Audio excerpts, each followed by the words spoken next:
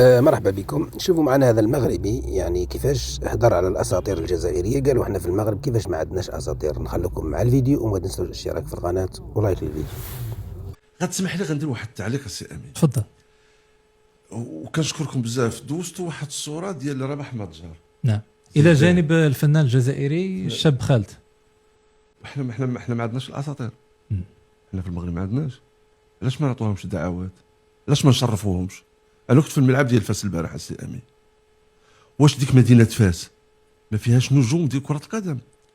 ما فيهاش لاعبين اللي كانوا من الناس اللي فازوا بكاس افريقيا في 76؟ ما نعيط لهمش؟ واش هذوك ما نجيبوهمش؟ علاش حنا ولادنا الاساطير ديالنا ما كنعطوهاش ديك القيمه؟ علاش ما نجيبوهمش في مراكش؟ علاش ما نجيبوهمش في الرباط؟ علاش ما نجيبوهمش خص رجاء نحلوا عينينا شويه على وليداتنا وعلى الاساطير ديالنا.